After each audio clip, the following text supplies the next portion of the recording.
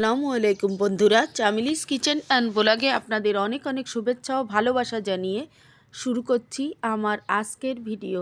আমি আজকে আপনাদের সুরিসালা মাছ রান্না করে দেখাবো। এটা সামুদ্রিক মাছ। দেখেন মাছটাকে আমি কেটে নিচ্ছি। সুরিসালা মাছটাকে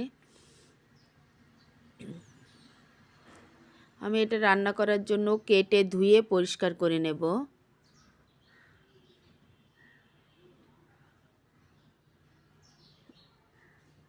আমি সুরিসালা মাছটাকে সুন্দর করে কেটে নিচ্ছি। এই মাছটা খেতে অসম্ভব মজার।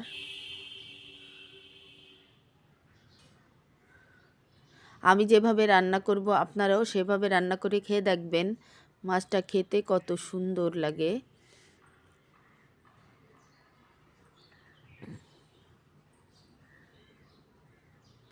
দেখেন বন্ধুরা, মাছটাকে আমি কেটে নিয়েছি।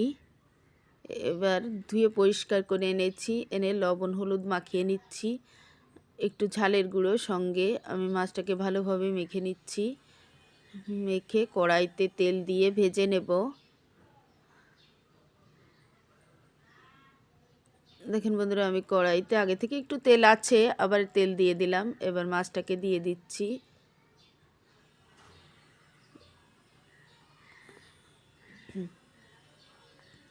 মাছটাকে দিয়ে আমি উল্টো পাল্টে মাছটাকে সুন্দর করে ভেজে নেব।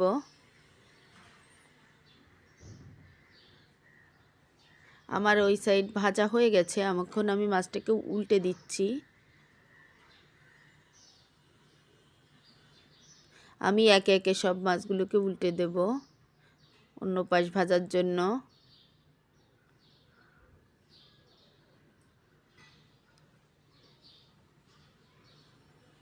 দেখেন বন্ধুরা, আমার আরেক সাইড উল্টে দেওয়া হয়ে গেছে। এবার আমার মাছটা ভাজা হয়ে গেছে।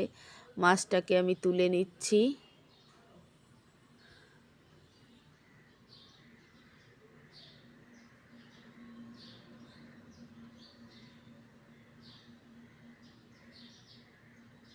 আমি মাছটাকে ভেজে তুলে নিয়েছি। এবার দেখেন বন্ধুরা, আমি নারকেল নিয়ে নিয়েছি। একটা মিডিয়াম সাইজের নারকেল নিয়ে কুড়াই নিয়েছি। এবার তেল দিয়ে পেঁয়াজ কুচি দিয়ে দিলাম। দিয়ে পেঁয়াজটাকে আমি নেড়ে চেড়ে হালকা বাদামি কালার করে ভেজে নেব। আমার পেঁয়াজটা ভাজা হয়ে গেছে। এবার দিয়ে দিচ্ছি নারকেলের দুধ মশলা কষানোর জন্য। এবার ধনিয়ার গুঁড়ো 2 চা-চামচ, ঝালের গুঁড়ি 1 চা-চামচ, লবণ স্বাদ মতো, হলুদ পরিমাণ মতো দিয়ে আমি নেড়ে চেড়ে নিচ্ছি।